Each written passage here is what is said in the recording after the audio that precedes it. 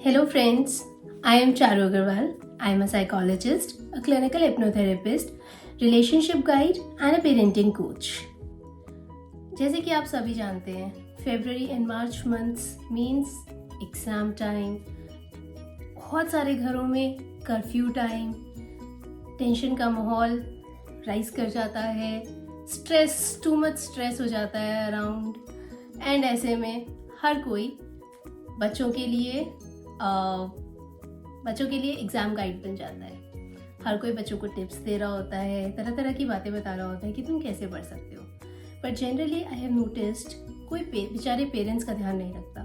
कोई बेचारे पेरेंट्स को नहीं बताता कि उन्हें क्या करना चाहिए इस टाइम पर. बेचारे पेरेंट्स ओनली टेंशन में रह जाते हैं. So today I am here to talk to you parents what you can do and how you can keep yourself calm during the exam time. पर पहले हम बात करेंगे कि हमें क्या करना चाहिए, बच्चों को किस तरह से ट्रीट करना चाहिए एग्जाम्स के टाइम पर. So points number 1, give them your full attention. बच्चे चाहे कितने भी बड़े हों, टीनेजर्स हों, छोटे बच्चे हों या फिर कितने भी बड़े हों, पेरेंट्स की अटेंशन उन्हें पूरा टाइम चाहिए होती है. आपने नोटिस किया होगा कई बार वो अटेंशन सीकिंग बिहेवियर में गलत बातें भी करते हैं. क्यों? क्योंकि जिस टाइम उन्हें डांट पड़ रही होती है उस टाइम उन्हें फुल अटेंशन मिल रही होती है. पर अदरवाइज अगर वो अच्छे बच्चे बने हुए होते हैं तो उन्हें अटेंशन नहीं मिल रही होती. कई बार ऐसा भी होता है. बट मेनली बच्चों को हमारी अटेंशन की ज़रूरत होती है. सो एग्ज़ाम टाइम पर स्पेशली जब बच्चे पढ़ाई कर रहे हैं उन्हें लोनली ना फील हो, so try to give them your full attention. अगर आप अपने काम भी कर रहे हैं it's okay, but you just need to be around. You need to show them your presence that you are there. उन्हें ऐसा फील होना चाहिए कि उन्हें जब कभी भी ज़रूरत है वो आपके पास आ सके, आपको अप्रोच कर सके and they will feel better. चाहे वो खुद से पढ़ने वाले बच्चे हों, चाहे छोटे बच्चे हों जिन्हें कि एक्चुअली में पढ़ाने की ज़रूरत है, या फिर चाहे वो बड़े बच्चे हों बस अपनी तैयारी खुद से कर रहे हो, बट आपका एक इमोशनल सपोर्ट चाहिए हो, आपकी एक प्रेजेंस चाहिए उन्हें. So number 2, priority list. मैंने क्यों कहा प्रायोरिटी लिस्ट बनाने के लिए? क्योंकि प्रायोरिटी लिस्ट बनाना इसलिए इम्पोर्टेंट है क्योंकि कभी कभी क्या होता है कि हम इतने सारे कामों में अपने आप को उलझा लेते हैं कि हम बहुत ज़्यादा स्ट्रेस्ड रहते हैं. और अगर हम स्ट्रेस्ड रहते हैं तो हम एक फ्रस्ट्रेटेड माहौल बना के रखते हैं. हम इरिटेटेड रहते हैं. वो गुस्सा किसी पे भी निकल सकता है, स्पाउस पे निकल सकता है, ऑफिस वालों पे निकल सकता है, बच्चों पे भी निकल सकता है, मेड्स पे निकल सकता है, या खुद पे भी निकल सकता है कि हम अपने आप को भी कुछ ना कुछ कोस रहे हो सकते हैं. सो इट्स बेटर जब एग्ज़ाम टाइम है, बिकॉज आपको पता है कि वो ऑलरेडी एक स्ट्रेसफुल टाइम है आपके लिए. आपको घर का माहौल भी थोड़ा सा स्ट्रेस फ्री बना के रखना है या थोड़ा सा लाइट बना के रखना है. तो इट्स बेटर कि आप उस टाइम पर बाकी सारे स्ट्रेसेस को हटाएं. सो बाकी सारे स्ट्रेसेस को हटाने के लिए priority list is a very good idea. आप एक प्रायोरिटी लिस्ट बनाएं जो आपके टास्क हाई प्रायोरिटी पर हैं, लाइक जो भी आपका ऑफिस वर्क हाई प्रायोरिटी पर है, जिसको आपको विद इन 1 मंथ या 2 मंथ ही फिनिश करना है. जब तक एग्जाम्स फिनिश हो रही है तब तक में ही फिनिश करना है, तो वो तो आपका ऑफकोर्स आएगा ही आएगा. बट जो टास्क आपके बाद के लिए, लेटर के लिए रखे जा सकते हैं, फिलहाल के लिए उन टास्क को थोड़ा सा लो प्रायोरिटी पर रखें. एंड जो आपके हाई टॉप प्रायोरिटी टास्क हैं आप उनको धीरे धीरे करके करें. लो प्रायोरिटी टास्क को फिलहाल के लिए साइड रख दें, या फिर उनको बोलें कि जब बच्चे स्कूल एग्जाम देने गए होंगे उस टाइम पर कर सकते हैं, या फिर जिस टाइम पर बच्चों को ज़रूरत नहीं है आपकी उस टाइम पर आप कर सकते हैं, या फिर लेटर के लिए छोड़ सकते हैं तो लेटर के लिए छोड़िए.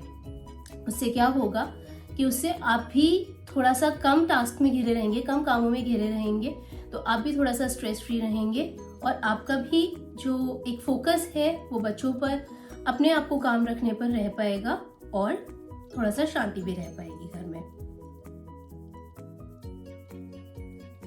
Number 3, keep the environment of the house tension free. आप सोच रहे होंगे टेंशन फ्री कैसे रखें भाई, एग्जाम्स है, एग्जाम्स तो बहुत बड़ी चीज़ होती है, टेंशन फ्री रख कैसे सकते हैं? ये कैसे बोल दिया कि टेंशन फ्री रखो एनवायरनमेंट को? टेंशन फ्री रखने का मतलब ये नहीं है कि कि आपको एग्ज़ाम्स की चिंता नहीं करनी, या आपको ये नहीं सोचना कि कि बच्चों को पढ़ाई करनी है, उन्हें उनके मार्क्स अच्छे आने चाहिए, ऐसा कुछ भी नहीं है। बट इट्स जस्ट दैट कि आपको घर का एनवायरनमेंट लाइट रखना है, घर का माहौल लाइट रखना है। बिकॉज टेंशन से आपको लगता है कि टेंशन का माहौल रखने से काम चल जाएगा। टेंशन का माहौल रखने से भी कभी काम नहीं चलता है, क्योंकि अगर हम बहुत ज़्यादा स्ट्रेस्ड एनवायरनमेंट रखते हैं अपने घर का, तो हमारे घर में एक नेगेटिव एनर्जी क्रिएट होती है, जिसकी वजह से बच्चों के अंदर बहुत ज़्यादा प्रेशर क्रिएट हो जाता है। और अगर बच्चों के अंदर प्रेशर क्रिएट हो जाता है तो बच्चे खुद ही बेचारे कैसे काम करेंगे, वो डर डर के करेंगे, डर डर के पढ़ाई कर रहे होंगे, या बहुत प्रेशर में आकर पढ़ाई कर रहे होंगे, तो वो जो फुल कॉन्सेंट्रेशन, फुल फोकस उनका पढ़ाई पे लगना चाहिए, वो पढ़ाई पे नहीं लग पाएगा। इनफैक्ट वो टेंशन में आ जाता है, वो स्ट्रेस में आ जाते हैं बहुत ज़्यादा, बिकॉज वो रिजल्ट ओरिएंटेड काम करने लग जाते हैं। सो घर का एनवायरनमेंट टेंशन फ्री रखने का मतलब है घर में पूरा टाइम एग्ज़ाम्स की बातें मत करें। एग्ज़ाम्स के बाद क्या होगा, मार्क्स अच्छे आएंगे कि नहीं, तुमने पढ़ा नहीं, तुमने अच्छे से किया नहीं, तुमने पूरा साल पढ़ाई करनी चाहिए थी, या देखो वो बच्चे कितना अच्छे से पढ़ाई कर रहे हैं, तुम अच्छे से पढ़ाई नहीं कर रहे हो। हर समय एग्ज़ाम्स की बातें मत करें।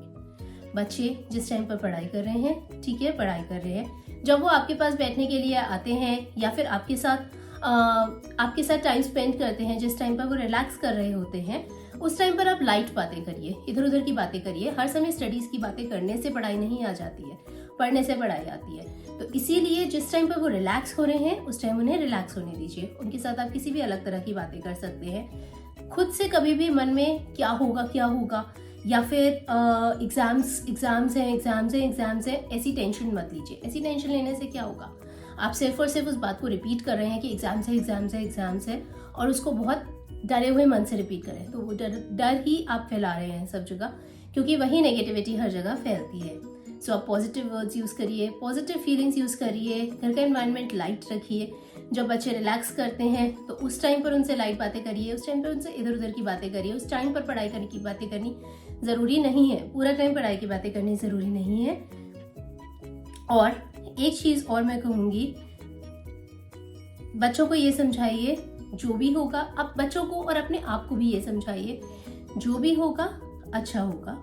अच्छा बाय चांस से उतना अच्छा नहीं भी होता है तो हम लेसन्स लेंगे, आगे बढ़ेंगे। लेकिन अभी राइट नाउ के लिए 100% एफर्ट दिखाएंगे, अपनी तरफ से कंप्लीट 100% एफर्ट दिखाएंगे।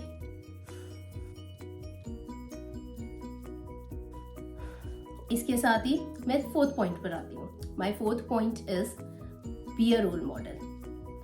किस सेंस में रोल मॉडल बनना है, ये नहीं कि मैं इंजीनियर हूँ, अब मैं इंजीनियर हूँ तो मैंने अपनी टाइम पर बहुत अच्छे से पढ़ाई करी थी तो मेरा बच्चा भी उसी तरह से पढ़ाई करना चाहिए, ये मैं रोल मॉडल बन के दिखा रहा हूँ। नो। या मैं इंजीनियर हूँ, बच्चा मुझे मेरे ही फुटस्टेप्स फॉलो करना चाहिए। No, not like that. Just be a role model in a sense कि अगर आप अपने बच्चों से बोल रहे हैं कि नो प्लीज़ इस 1 मंथ के लिए, 2 मंथ के लिए no social media, no internet, no mobile, no TV, no Netflix, तो प्लीज़ ट्राई करिए कि आप भी उस चीज़ को फॉलो कर पाए। फॉलो करने का सेंस कर्फ्यू लगाना नहीं है, इसका मतलब ये है कि एटलीस्ट जो अननेसेसरी डिस्ट्रैक्शंस है, जहाँ पर आपको अननेसेसरीली, कभी कभी क्या होता है कि आजकल हम लोग अननेसेसरीली स्क्रोलिंग करते हैं, अननेसेसरीली हम सोशल मीडिया पे जाएंगे, बस ऐसे ही रील्स देख रहे होंगे, अननेसेसरी स्क्रोलिंग कर रहे होंगे, क्योंकि हमें टाइम पास करना है तो हम बस ऐसे ही इंटरनेट ब्राउज कर रहे होंगे,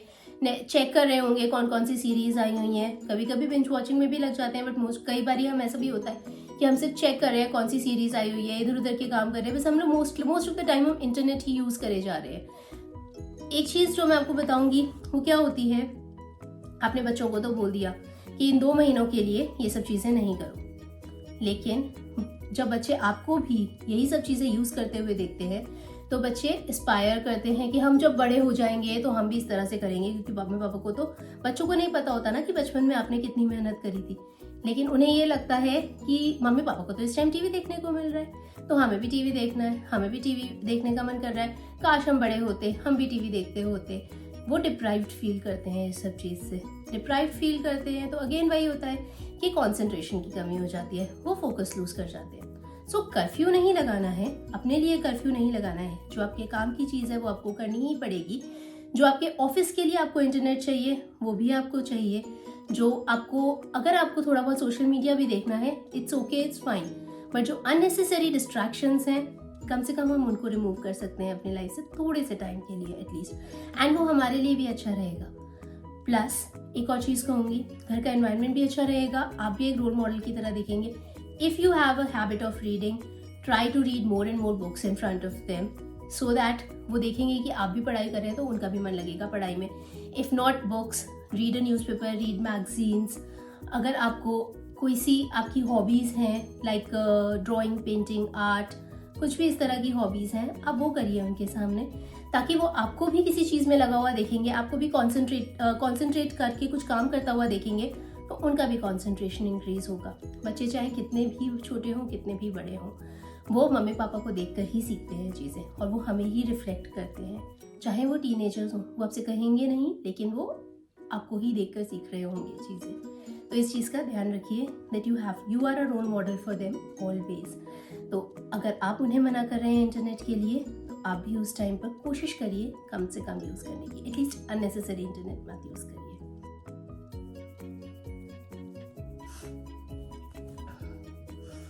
Number 5, follow a routine.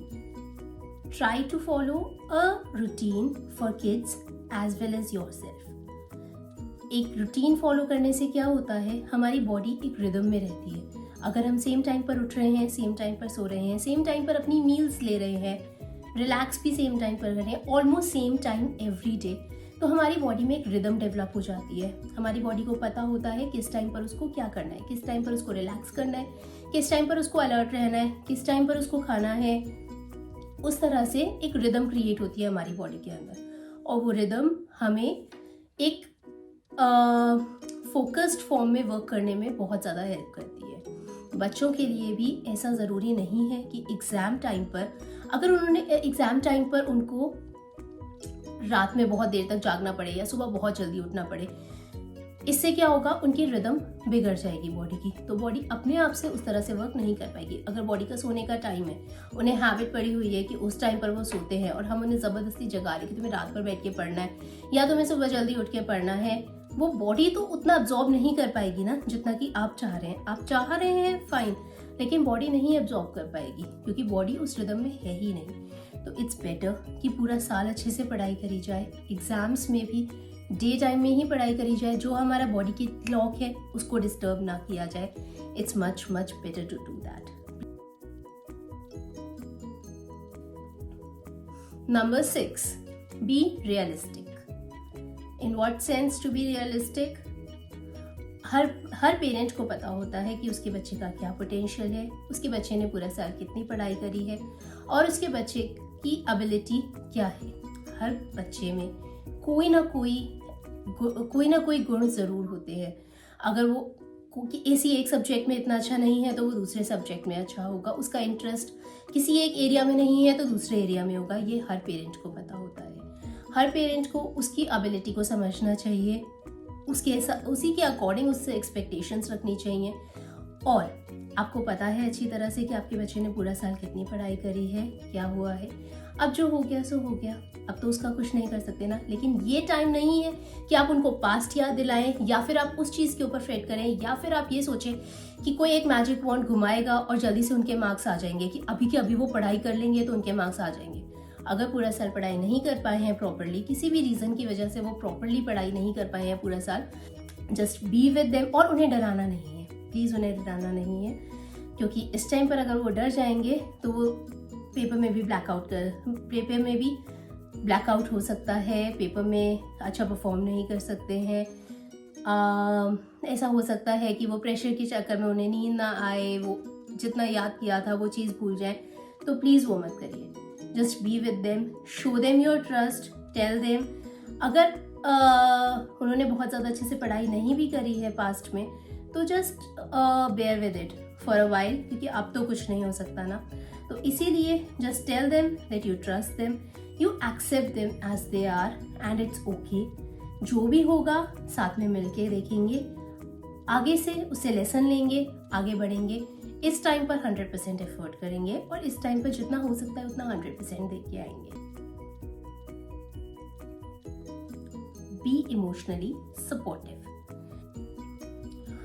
हमारे बच्चे हमेशा हमें रिफ्लेक्ट करते हैं, जो भी हम करते हैं, जिस भी तरह की एनर्जी हम वाइब्रेट कर रहे हैं, जिस भी तरह की एनर्जी हम अपने एनवायरनमेंट में जनरेट कर रहे हैं, उसी तरह की एनर्जी को वो अब्जॉर्ब करते हैं और उसी को रिफ्लेक्ट बैक करते हैं। अगर हम बहुत ज़्यादा एंग्शियस रहते हैं, हम परेशान रहते हैं, हम चीज़ों के बारे में बहुत ज़्यादा सोचते हैं, तो हमारे बच्चे भी उस चीज़ को अब्जॉर्ब करते हैं और वो भी उसी तरह के बन जाते हैं। सिमिलरली, अगर हम एक ऑप्टिमिस्टिक पर्सन, एक पॉजिटिव पर्सन, एक हैप्पी पर्सन है, हम एक लाइट एनवायरनमेंट रखते हैं अपनी सराउंडिंग्स में, तो हमारे बच्चे भी उस चीज़ को अब्जॉर्ब करते हैं और हमारे बच्चे भी वैसे ही बन जाते हैं। सो घर में हमेशा पॉजिटिव वर्ड्स रखें, पॉजिटिव एनवायरनमेंट रखें, एक पॉजिटिविटी का माहौल रखें।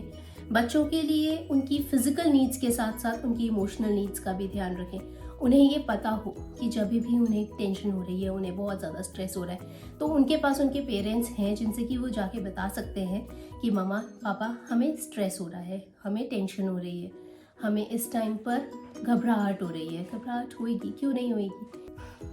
हमें लगता है कि हम बहुत ज़्यादा परेशान हैं, हम कैसे करेंगे, बच्चे कैसे करेंगे, हमारे बच्चे का क्या होगा, बच्चे आगे चल के कैसे करेंगे, ये तो सुन ही नहीं रहा मेरी बात। हमें ऐसा लगता है, पर ऐसा नहीं है। बच्चे भी अपने बारे में सोचते हैं। बच्चों की भी एक सोशल लाइफ होती है जहाँ पर उनकी एक अपनी इमेज क्रिएट हुई होती है। उन्हें भी परफॉर्मेंस का प्रेशर होता है एंड इस टाइम पर उन्हें आपसे एक एक्स्ट्रा प्रेशर नहीं चाहिए। उन्हें आपसे एक इमोशनल सपोर्ट चाहिए, आपसे एक अंडरस्टैंडिंग चाहिए कि ओके बेटा, मुझे पता है, इट्स ओके, आई नो तुम इस टाइम पर स्ट्रेस्ड फील कर रहे हो, मैं तुम्हारे साथ हूँ, जो भी होगा देखेंगे हम, बट मैं तुम्हारे साथ हूँ and I know, I trust you कि तुम कर लोगे। आप उन्हें उत्साहित करिए, उन्हें पॉजिटिविटी दीजिए, उन्हें बताइए कि वो कर सकते हैं, इंस्टेड ऑफ टेलिंग देम कि वो कुछ नहीं कर सकते लाइफ में, या फिर इंस्टेड ऑफ थिंकिंग दैट कि वो कुछ नहीं कर सकते लाइफ में, इसने तो कर लिया खराब अपना पूरा का पूरा साल, ये कैसे करेगा।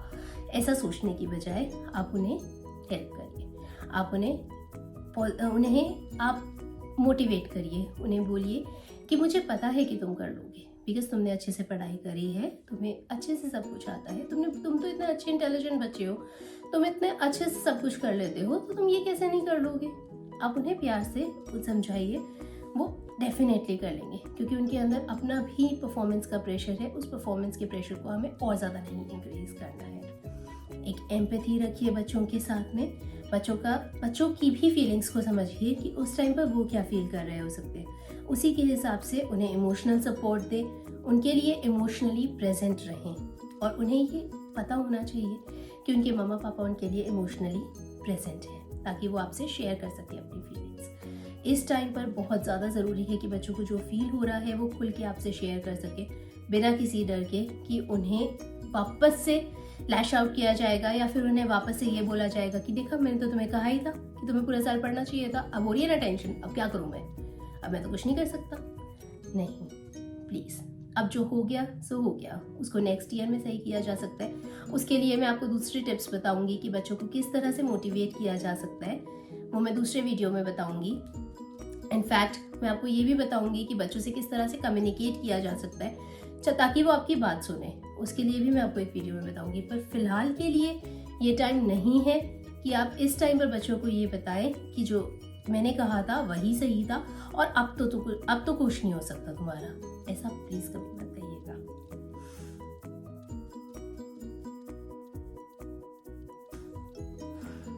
Now the main thing, how to keep yourself calm. I absolutely understand, as parents आपको टेंशन होना, आपको स्ट्रेस होना बहुत ज़्यादा जायज़ है, पूरी तरह से जस्टिफाइड है। सो बच्चों के साथ साथ अपनी डाइट का भी ध्यान रखें।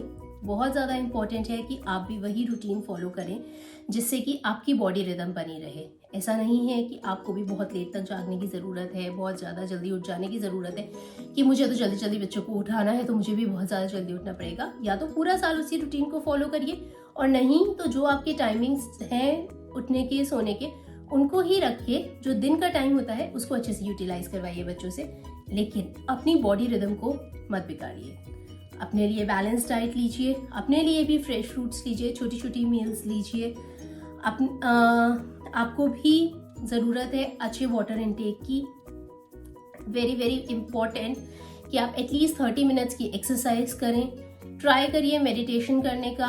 अगर आप बच्चों के साथ में ऑफिस से छुट्टी लेकर बच्चों के साथ में हैं उस टाइम पर, और आपको लगता है कि मैं खाली हूँ, मैं तो देख रही हूँ कि बच्चे क्या कर रहे हैं पर मुझे टेंशन हो जा रही है, ट्राई करिए अपनी हॉबीज प्रैक्टिस करने का। उस टाइम पर रीडिंग कर लीजिए। Right, if you like to write, you can write something. If you like to journal, you can journal something. If you like to read newspapers, magazines, अब वो करिए। कुकिंग करना अच्छा लगता है, कुकिंग करिए। सिर्फ ऐसी चीज़ें करिए जिससे कि बच्चे डिस्ट्रैक्ट ना हो बहुत ज़्यादा। बच्चों के लिए भी एक कंसंट्रेशन वाला माहौल बना रहे। तो आपको जैसी चीज़ें अच्छी लगती हैं आप वो करिए। आप भी खुश रहेंगे, बच्चों पे भी बहुत ज़्यादा प्रेशर नहीं डालेंगे। थोड़ा सा अपने आप को इन्वॉल्व रखिए उन चीज़ों में, बट बच्चों के अराउंड रहिए। Just be around them. Unnecessary use of mobile, internet please मत करिए, ये आपके लिए भी बहुत ज़्यादा ज़रूरी है। एक चीज़ और, या तो मेडिटेशन या फिर माइंडफुलनेस या फिर ब्रीदिंग एक्सरसाइजेस ज़रूर करिए, बिकॉज मेडिटेशन आपके मन में कामनेस लेकर आती है। मेडिटेशन किसी भी फॉर्म में हो सकती है। मेडिटेशन बैठ के ध्यान लगाना, वो भी मेडिटेशन कहलाता है। अगर आपको कुकिंग अच्छी लगती है तो आप उस कुकिंग में इतना ज़्यादा इंग्रॉस्ड हो सकते हैं कि वो भी आपके लिए मेडिटेशन का वर्क कर सकती है। पेंटिंग मेडिटेशन का वर्क कर सकती है। और कुछ नहीं तो मंडाला की शीट्स निकालिए, मंडाला में कलरिंग करना स्टार्ट कर दीजिए, वो बहुत अच्छी मेडिटेशन टेक्निक होती है। Music works like therapy, music भी मेडिटेशन की तरह वर्क करेगा आपके लिए। अगर आपको अच्छा लगता है फ्रेंड से बात करना, फ्रेंड से बात करिए, बट ध्यान रहे एग्ज़ाम्स की बात नहीं करनी, क्या होगा मेरे बच्चे का, ऐसी बातें नहीं करनी। वो बातें सोचनी नहीं है, वो बातें करनी नहीं है, क्योंकि बच्चे अपने आप से, बच्चों में पोटेंशियल होता है, वो अपने आप से कर लेते हैं। सिर्फ हम बहुत ज़्यादा डर रहे होते हैं। एंड इस टाइम पर वैसे भी, इस टाइम पर हमें सिर्फ उन्हें सपोर्ट देना है। इस टाइम पर क्या होगा करके हम कोई उनके मार्क्स नहीं बढ़ा सकते हैं, कभी भी नहीं बढ़ा सकते। तो इस टाइम पर ये सब सोचने की ज़रूरत नहीं है। आप अपने आप को रिलैक्स करिए। जिस भी तरह से आपको लगता है आप रिलैक्स कर सकते हैं, अपने आप को रिलैक्स करिए।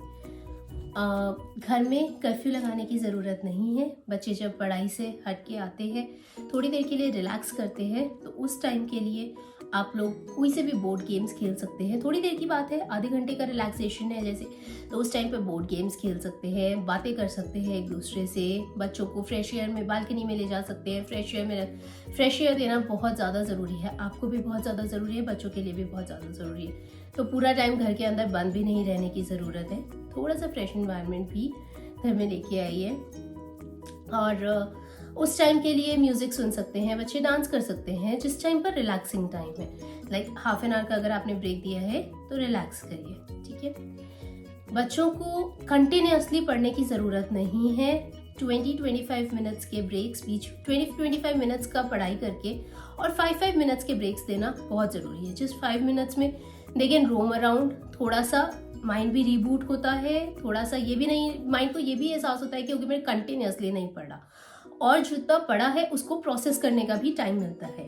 सो 25 मिनट्स में के बाद 5-5 मिनट्स के ब्रेक्स देना बहुत ज़रूरी है।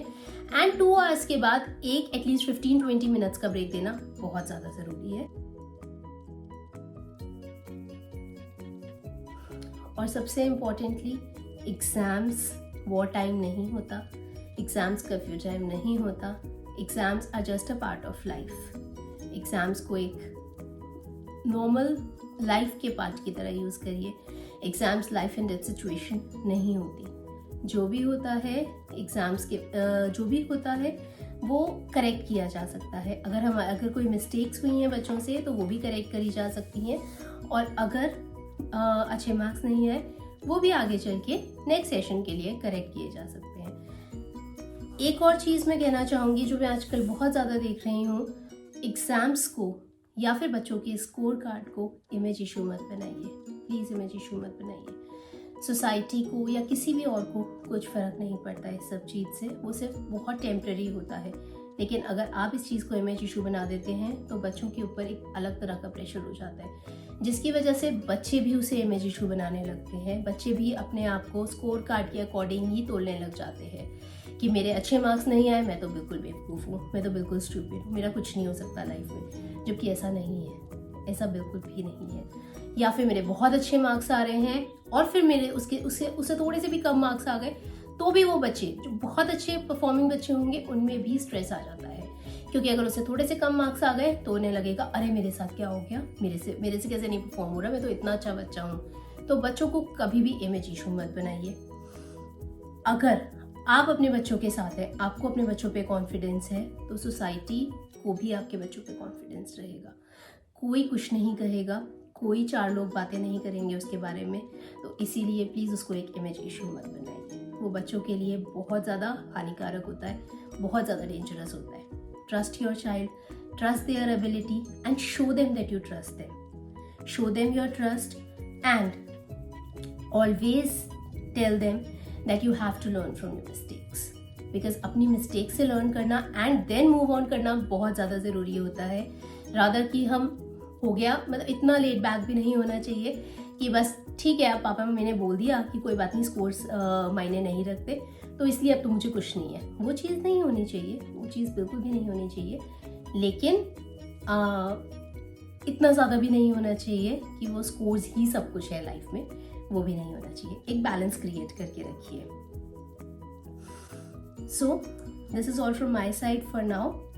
Still if you have any questions, any doubts, आप कमेंट्स सेक्शन में पोस्ट कर सकते हैं या फिर मैं डिटेल्स दे रही हूँ स्क्रीन पर अपनी, आप मुझे कांटेक्ट कर सकते हैं, मुझसे कनेक्ट कर सकते हैं और आप अपने कोई से भी डाउट्स क्लियर कर सकते हैं। मेरा ये वीडियो अगर आपको अच्छा लगा तो लाइक, शेयर एंड सब्सक्राइब करिए। ऐसे ही और वीडियोस के लिए पेरेंटिंग टिप्स पर, रिलेशनशिप टिप्स पर और बहुत सारे मेंटल हेल्थ इश्यूज पर मैं लेके आती रहूँगी और आपके सामने प्रेजेंट करती रहूँगी। फिलहाल के लिए थैंक यू, बाय बाय।